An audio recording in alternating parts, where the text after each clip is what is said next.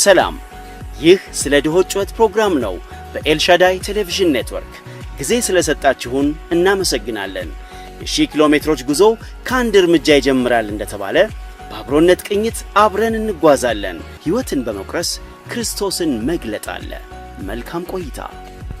ሻሎም ሻሎም። በኤልሻዳይ ቴሌቪዥን ኔትወርክ ስለ ድሆች ጩኸት ፕሮግራም ተመልካቾቻችን የአምላካችን የእግዚአብሔር ሰላም ምሕረት ከሁላችን ጋር ይሁን። እንግዲህ በድሆች ጩኸት ፕሮግራም ስም በዚህ ተከታታይ ፕሮግራሞች አብሮ እያሳለፍን ያለ ነው።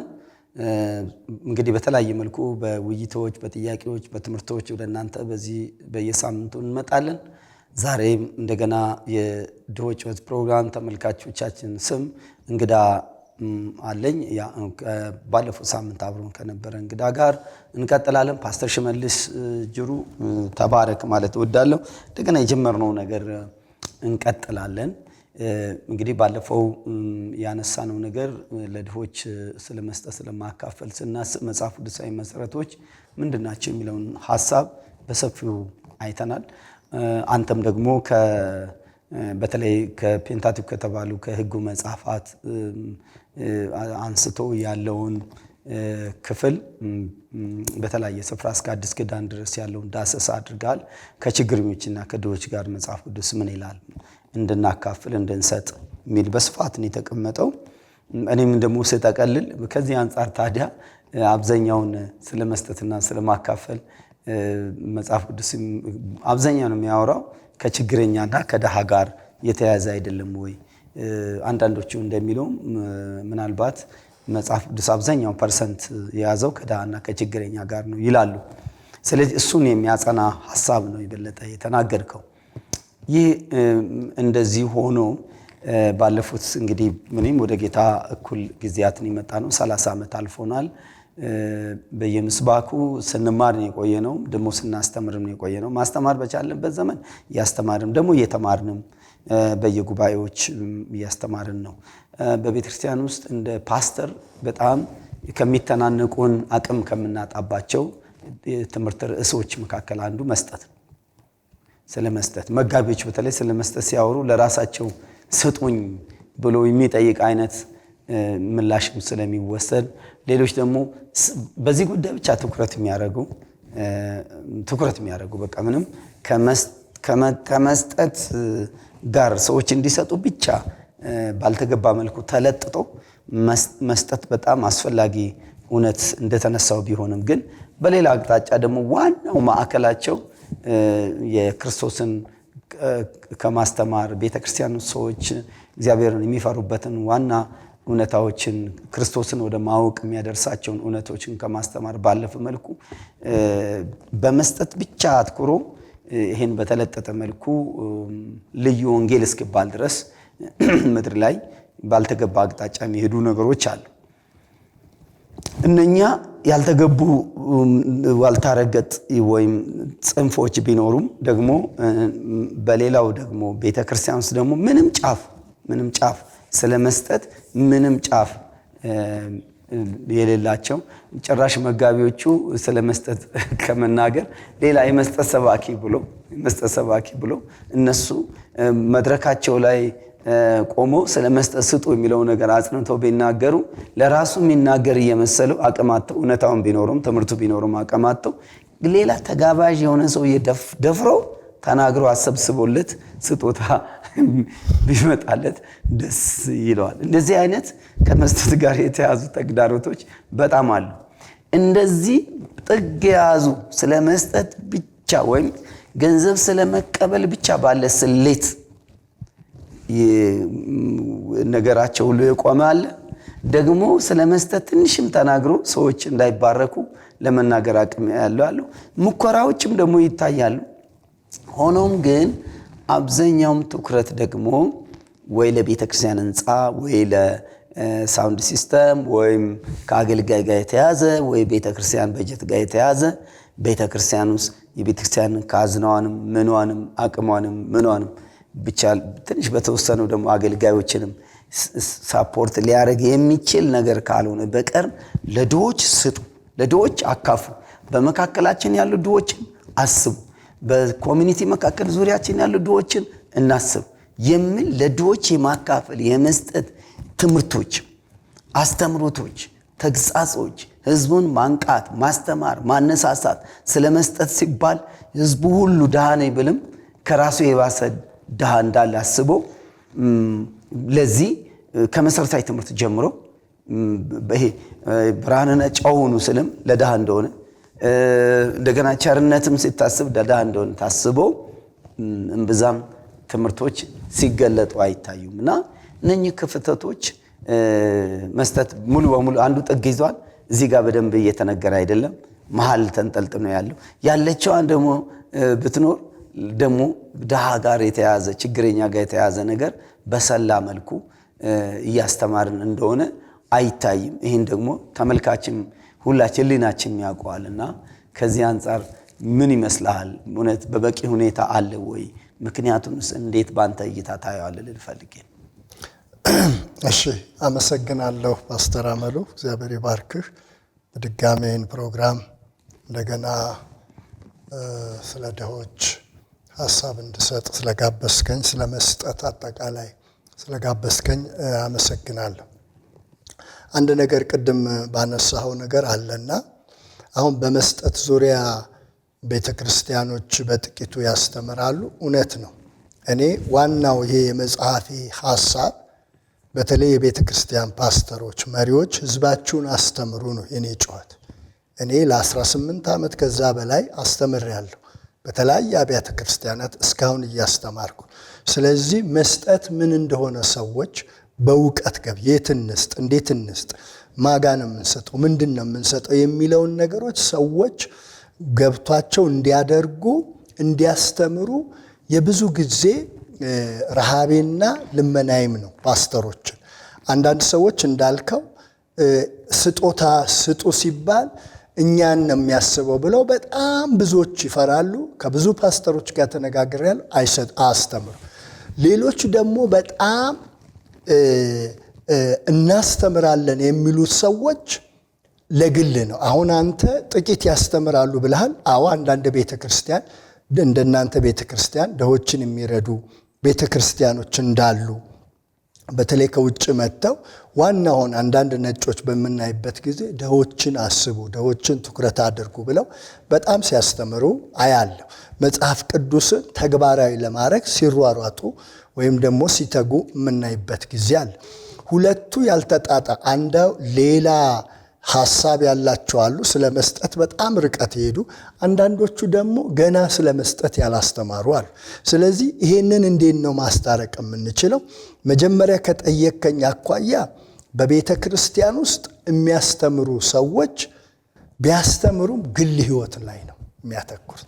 መጽሐፍ ቅዱስ ስጡ ይሰጣቸዋል ነው አይደለም የሚለው። እነሱ ግን የሚያስተምሩት ስጡኝ ይሰጣቸዋል ብለው ስለሚያስተምሩ ብዙ ነገር በአደባባይ ለኔ ብሰጡ ሰማያትን አስከፍታለሁ፣ ለኔ ብሰጡ በረከቶቻችሁን አስለቅቃለሁ የሚል አስተምሮ መጽሐፍ ቅዱስ ስጡ ሲልኮ አንደኛ ለእግዚአብሔር፣ ሁለተኛ ለድሆች፣ ሌላው ለችግረኞች ስጡ ነው የሚለው እንጂ ስጡኝ ይሰጣቸዋል የሚል የተሳሳተ አመለካከት እያስተማሩ ሰዎች በሌላ አንግል ውስጥ ስለሆነ ነው። ስለዚህ ድሆችን ማሰብ ሳይሆን በግል ህይወታቸው ላይ የግል ኑሯቸው ለማበልጸግ እኔ በጣም ቅድም እንዳልከው ህንፃ አስፈላጊ ነው፣ በቤተክርስቲያን አስፈላጊ ነው፣ ሳውንድ ሲስተም አስፈላጊ ነው። በዚህ ግን ጎን ለጎን ማስኬድ መቻል አለብን። ለምሳሌ አንዳንድ ቦታዎች ቸርች ሳይ 5-6 ቦታ የገዙ ቤተክርስቲያኖች አሉ። አንድ ቦታ ይሄን እንወርሳለን ግን ድሆችን እያሰቡ ነው ወይ? ምናልባት አንዱን ቦታ የሚገዙበትን ቦታ ለድሆች ያደርጋሉ ወይ? ለችግረኞች ያደርጋሉ ወይ? እኔ ለምሳሌ በቤተ ክርስቲያን ድሆች የሆኑትን እናትና አባት የሌላቸውን ለማስተማር ስመሳ ልጆችን እንደማስተምር ብዬ ነው ጸልዬ ያንን በ5-10 ልጆች ጀምረን ከዛ በኋላ ሌላ እግዚአብሔር በረከት ዛሬ 200-300 በቤተ ክርስቲያናችን በኮተቤ የሚረዱ ሰዎች ጅማሬያችን ግን በባዶ ነው። እኔ ልጄን እንደማስተምር ሁሉ ልጆችን ማስተማር አለብን ብለን 5-10 ልጆች ጀመርን። ዛሬ እግዚአብሔር ሌላ ነገር አመጣልን። ጥሩ ነው ያኛው ግን ልባችንን ስለዚህ ህንፃ አስፈላጊ ቢሆንም ሳውንድ ሲስተም አስፈላጊ ቢሆንም ጎን ለጎን ላይ ግን ድሆችን ትኩረት ያደረገ አናስተምርም። ሁሉም ነገር ግላይ ሆነ። የሚያስተምሩ ሰዎች እንዳልኳቸው ስጡኝ ይሰጣቸዋል ብሎ የሚል አስተምሮት ውስጥ ነው የገባው። መጽሐፍ ቅዱስ ግን ስጡ ይሰጣቸዋል ስለሚል ይሄኛው የግል ነገሮችን ሌላው ደግሞ ከህንፃ እንደገና ደግሞ ከሳውንድ ሲስተም ሌላው ደግሞ ከግል ህይወት ላይ የግል ህይወትን ብቻ ከማካበት ወይም ደግሞ የራስን ገንዘብ ከመሰብሰብ ግላይ ከመሆን አኳያ ነው ችግሩ እየተፈጠረ ድሆችን ችለተኝነት ውስጥ እየገባ። ሌላው ስለ እግዚአብሔር ቃል ትክክለኛ ትርጉም ማጣት ነው ብዬ አስባለሁ። ትክክለኛ መጽሐፍ ቅዱስ ቅድም እንዳየ ነው ከብሉይ ኪዳን ጀምሮ እስከ አዲስ ኪዳን የነቢያቶችን መጽሐፍ የመሳፍንትን መጽሐፍ የሕጉን መጽሐፍ የአዲስ ኪዳን መጽሐፍ በደንብ ጠለቅ አድርገን ብናነብና ስለ ድሆች ምን ይላል የእግዚአብሔር ቃል የሚለው አንደኛ ዕውቀት ቢኖራቸውም ቸል ወደ ማለት እነሱ ይደርሳሉ በምድር ላይ ድሆች ለዘላለም ይኖራሉና አሁን ግን ጊዜያዊ ነገር ሌላ ነገር እናድርግበት ሌላ እንጠቀም የሚል አንደኛ ቸልተኝነት አለ። ሌላው ቅድም እንዳልኩት ዕውቀት ከማጣት የተነሳ መሪዎቻችን በትክክለኛ ስለመስጠት ስላላስተማሩ መስጠት እንግዲህ ከ10 አይነት በላይ ድሆች ሌላች ናቸው፣ ችግረኞች ሌላ ነው፣ አገልጋይ ለአገልጋይ መስጠት ሌላ፣ ለእግዚአብሔር ቤት መስጠት ሌላ ነው። ስለዚህ መባ አስራት ሌላ ነው። ስለዚህ ይሄንን በትክክለኛ ባለማስተማራችን ድሆች እንዳይረዱ አድርገናል ነው። መሪዎች ላይ ችግር አለ ነው። በእነዚህ በ5-6 ጉዳዮች ለዘርዝር። አንደኛ ሳውንድ ሲስተም በተመለከተ፣ ሁለተኛ ህንፃ፣ ሌላው ደግሞ የግል ህይወት ብቻ ስጡኝ ይሰጣቸዋል የሚል አተረጓጎም ውስጥ ስለገቡ እና የተሳሳተ ህሊናና የራስን ብቻ ነገር ማበልጸግን ስለሚታይ፣ ሌላው ደግሞ አልበቃም ኑሮ ይበቃኛል አለ ማለት ነው። በመጠን ኑሮ የሚለውን የጳውሎስና የጴጥሮስን ስብከት የዘለል ነው ይመስለኛል። መጽሐፍ ቅዱስ እኮ ሐዋርያው ጳውሎስና ሐዋርያው ጴጥሮስ በመጠን ኑሩ ብሎ አስተምሮናል። ሌላስ ለአማኞች ነው። ጳውሎስ ሀብታም ለሆኑ በተለይ አንደኛ ጢሞቴዎስ ምዕራፍ 6 ላይ ኑሮ ይበቃኛል ማለትን ተማሩ ብሎ እያንዳንዱን በዝርዝር ነው ሲያስተምር የምናይ። አሁን እዛ ውስጥ ሰፊ ስለሆነ አልገባም። ስለዚህ ነቢያት በለው ፓስተሮች በለው ሐዋርያት በለው አገልጋዮች በለው ይሄንን ቃል በትክክለኛ ስላላስተማርን ስለዚህ የግል ህይወት ብቻ በማር ሌላው መሪዎች አሁን ፓስተሮች በትክክል ስለማያስተምሩ ነው የሁሉ ድሆች የማይረዱት። ሌላው የመጨረሻው ነገር ሰዎች ቸልተኝነት ስለ ድሆች ቸል በማለት በቃ ሌላ ጊዜ ይደርሳል በማለት ዕውቀት ከማጣት የተነሳ በእነዚህ በ5-6 ጉዳዮች ትምህርቱ ቢኖሩም እንኳን የተዛባ በመሆኑ ይህንን የድሆችን ለማስተማር ለመርዳት በቂ አይደለም። ስለዚህ አሁንም እኔ እግረ መንገዴን ፓስተሮች የሆናችሁ ድሆችን መርዳት እግዚአብሔር እንደሚባርከን ለእግዚአብሔር እንደማበደር እንደገና ደግሞ ድሆችን መርዳት እግዚአብሔርን ማክበር እንደሆነ በገንዘቦቻችሁ እግዚአብሔርን አክብሩ ይላል። እንደገና ምሳሌ ላይ ደግሞ ድሆችን ለድሆች ቸርነት ስታደርጉ እግዚአብሔርን ታከብራላችሁ ስለሚል እነዚህን ትኩረት አድርገን ከዚህ በኋላ በመካከላችን ያሉትን ድሆች ችግረኞችን መርዳት፣ ማገዝ፣ ማካፈል አለብን። እግዚአብሔር የሰጠንን ይህንን አደራ እግዚአብሔር የተሰጠንን አደራ ገንዘብ ያላችሁ ሰዎች ለድሆች ምን አድርጉ? አካፍሉ ብዬ ማለት እወዳለሁ። ፓስተሮችም የቸርች መሪዎችም ይህንን እንድታደርጉ እንድትተጉ ማለት እፈልጋለሁ። እንግዲህ ተጨማሪ ምናልባት መናገር ካስፈለገኝ እንግዲህ ጳውሎስ አንድ ነገር ከሐዋርያት ሥራ እያይዘን ቅድም ባለፈው ሳምንት ያቋረጥኩት ነገር አለ። ጌታ ኢየሱስ ክርስቶስ በተራራው ስብከት ላይ አስተምሯል። ማቴዎስ ምዕራፍ 6 ቁጥር 24 ላይ እንዴት ለሁለት ጌቶች አትገዙ፣ ብሎ በደንብ ስለ ድሆችን አስተምሯል። ሉቃስ 14 ላይ ግብዣ ባደረጋችሁ ጊዜ ድሆችን፣ አንካሶችን፣ ዕውሮችን ጥሩ፣ እኔ ብድራትን እከፍላለሁ፣ ከነሱ አትጠብቁ። የድሆች አባት የድሆች ዳኛ ስለሆነ እግዚአብሔር ያንን በሚገባ አስተምሯል። ወደ ሐዋርያቶች ስንመጣ ደግሞ ሐዋርያቶች ጌታ ኢየሱስ ያስተማራቸውን ትምህርት ምን አደርገዋል? ሲተጉ እናገኛቸዋለን። ሐዋርያት ሥራ ምዕራፍ 2 ቁጥር 45 ላይ፣ ሐዋርያት ሥራ ምዕራፍ 4 ቁጥር 34 ላይ ችግረኛ በመካከላቸው አልነበረም ይላል። በጣም ነው ደስ የሚለኝ። ዛሬ ትልልቅ ቸርቾች በጣም ብዙ 500 600 በሺህ የሚቆጠሩ በ6000 የሚቆጠሩ በመካከላቸው ችግር በጣም አለ። ግን እነሱን እናያለን ወይ? እነዛ እኮ ችግረኛ ድሃ እስከማይኖር ድረስ ጌታ ኢየሱስ ያስተማረውን ትምህርት ሲተጉ እናያለን። ያላቸው ምን ይሉ ነበር? ያካፍሉ ነበር። እንዳውም እነ አንድ የቆጵሮስ ሰው የሆነ ሌዋዊ የሆነ ዮሴፍ የሚባል ሰው፣ ስሙ ዮሴፍ የሚባል ሰው መሬቱን ቤቱን ሸጦ ሐዋርያት እግር ስር ባስቀመጠ ሰዓት እንደውም ሐዋርያቶች ስም ቀይረውለታል። በርናባስ አሉት። አንተ የመጽናናት ሰው ነህ፣ በቃ በመካከላችን መጽናኛ ሆናል፣ የድሆች መጽናኛ ሆናል፣ የኛ መጽናኛ ሆናል። ስለ በርናባስ አሉ። እነዛ ያመጡትን ሁሉ ለችግረኞች ያካፍሉ ነበር ይላል ምዕራፍ 4 ላይ። ምዕራፍ 4 ላይ ምዕራፍ 5 ላይ ደግሞ ብዙ ተአምራቶች አሉ። ምናልባት እግረ መንገዴ ልመልስ ይችላል። እንግዲህ ወደዛ ከመሄዳችን በፊት እሱ ማጠቃለያ ሐሳብ አሁን ወደ ሐዋርያ ሥራ ምዕራፍ 6 እየመጣ ነው። ማጠቃለያ ላይ እሱን አንስተን እንዘጋለን። እሺ ግን አሁን ቅድም ባነሳ ነው ነገር ላይ እምብዛም አይደለም አሉ፣ ከድሆች ጋር የተያዙ ነገሮች አሉ። ግን እምብዛም አይደለም፣ የጠለቀ አይደለም የሚለውን ነገር አሁንም እንዳስተላለፍከው መሪዎችም ፓስተሮችም አስተማሪዎችም አገልጋዮችም ሁሉም ማሰብ ይገባቸዋል። ቤተክርስቲያን ማሰብ አለባት። አንዱ ስለ ድሆች ወቴ ፕሮግራም ዓላማ ምንድነው? ለድሆች ማካፈልና ስለ ድሆች ማካፈል ማስተማር የወንጌል ተልእኮ አንዱ አካል ነው። ገላትያ 2:10 ላይ ድሆችን እናስብ ዘንድ ግድ አሉ፣ እኛም ይሄን ለማድረግ ተጋን ይላል ጳውሎስ። ስለዚህ አባቶቻችን ሐዋርያትም በዚህ ጉዳይ ተግተዋል፣ በዚህ ጉዳይ አስተምረዋል።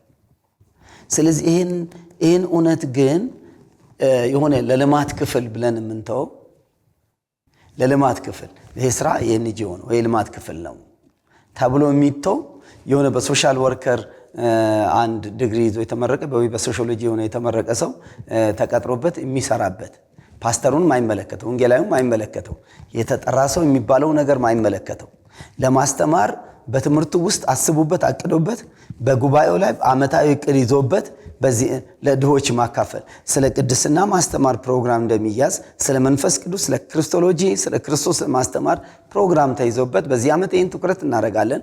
በትምህርቶቻችን መካከል ዛሬ በእንድሮ ይሄ ማትቆር አለብን እንደሚባለው ለድሆችና ለችግረኞች ማካፈል ፕሮግራም ተይዞበት ምስባኮቻችንን አዘጋጅተን ሰንበትም ይሁን ሌሎች ትምህርት ላይ ተከታታይ ትምህርቶች የኔ ሙግት ምንድነው? ስለ መንፈስ ቅዱስ ተከታታይ ማስተማር አለብን። ስለ ክርስቶሎጂ ተከታታይ ማስተማር አለብን እንደሚባለው ለድሆች ማካፈልንም ተከታታይ ማስተማር አለብን። የመጽሐፍ ቅዱስ አካል ነው፣ ልንለጥነው አንችልም። የዚህን ያህል ከአብዛኛውን መጽሐፍ ቅዱስ ክፍል በብሉይ ኪዳን በአዲስ ኪዳን የሸፈነ በተለይ ደግሞ አዲስ ኪዳን ላይ ስንመለከት ከማቴዎስ ወንጌል ጀምሮ ማናቸውም ክፍል ላይ ሄዶ ከድሃና ከችግረኛ ጋር የተያዘ ነው። ቅድም ያዕቆብ ላይ ጠቀስከው ድሃ በመካከል ቢመጣ ወርቅ ያረገ ሰው ደግሞ ቢመጣ ወርቅና ጥሩ ልብስ የለበሰውን ከድሃውን አንስተው ከወንበር ላይ ግድግዳ ተደግፈ ቆም ወይ መሬት ላይ ተቀመጥ፣ ዲያቆን ወይ አገልጋዩ ተቀመጥ፣ ቪአይፒ ወንበር ለሀብታም የሚሰጥበት። ያዕቆብ እምነትህን ከስራ ለይተህ አሳይ፣ ወንድምህ ተርቦ እሱ አልፎ እንኳን በፍርድ ጊዜ ላይ ተርቤ አላበላችሁኝም፣ ተጠምቼ አላጠጣችሁኝም፣ ታርዤ አላለበሳችሁኝም፣ ታስሬ አልጠየቃችሁኝም፣ ታምሜ አልጠየቃችሁ ከነኚህ ከተናናሾቹ አንዱን ስላላገለገላችሁ እኔን አላገለገላችሁም። እንዲሁም በክርስቶስ ኢየሱስ እይታ አገልግሎት የሚባለው አገልግሎት አላገለግላችሁም ያለው የት አግኝተንን መናገለግል ያው የታረዘ ማልበስ ነው አገልግሎት የተራበ ማብላት ስለዚህ ቁጥር 1 አገልግሎት በዚህ በማቴዎስ 25:41 ባለው ክፍል እይታ አገልግሎት የሚባለው ነገር ሌላውን ሰው ማገልገል ነው ስለዚህ የተራበን ማብላት የታረዘን ማልበስ የተቸገረን መድረስ አገልግሎት ነው ስለዚህ አገልጋዮች ነን እግዚአብሔር ጠርቶናል ብለን ይሄን የድሆችን አገልግሎት ለልማት አድርገነው የኤንጂኦ አድርገነው ማይመለከት አድርገነው ትኩረታችን ሁሉ በሌላው ነገር ላይ ሆኖ በቃ ይሄ ስለ ድሃ መናገር አሁን እንዲህ አይነት ነገር ተከታይ ክርስቶስን አሰብክም ወይ ዝም ብለህ ለምን ዳዳ ትላለህ የሚሉ ሰዎች አሉ ምን ላድርገው መጽሐፍ ቅዱስን አው ክርስቶስንም እንሰብካለን የተሰቀለውን ክርስቶስን እንሰብካለን ያለ ጳውሎስ ነው በ13 መልእክት በጻፋቸው ውስጥ ከድሃና ከችግረኛ የተያዘ ነገር በስፋት ያስተማረው ግድ እኔም ለዚህን ለማድረግ ተጋው ያለው ጳውሎስ ይሄን ለማድረግ ተጋው ነው ያለው እንደው ተግቷል ሚስዮናዊ ጉዞ እንቀደም እንዳሰው አካያ ባለፈው እንዳነሳው መቅዶኒያ የተለያየ ምድር ተንቀሳቅሰው ቤተክርስቲያን የተከሉ ሽማግሌዎችን ያደራጀ ብዙ ነገር ያደረገው ጳውሎስ አንዱ አገልግሎት እሱ ነበር ስለዚህ ከዚህ አንፃር ያለው ነገር ሲታሰብ ለምሳሌ አሁን በዚች ምድር ላይ አሁን የቤተክርስቲያን ህንጻ ውድድር ውስጥ የተገባው ቢሊየን 1 ቢሊየን እከሌ 1 ሚሊዮን እከሌ 1.2 ቢሊየን በጀት ምናምን እየተባለ ምን አለበት ትላልቅ ህንጻ እንደዛ ስናስብ ለድሃ የዚህን ያህል ለድሃ ለማካፈል እንዲሁ 100 ሚሊዮን ሰበሰበ 10 ሚሊዮን ሰበሰበ በጀቱ ይሄን ያህል ደርሷል መባል አይደል ከባለጥጋው እጅ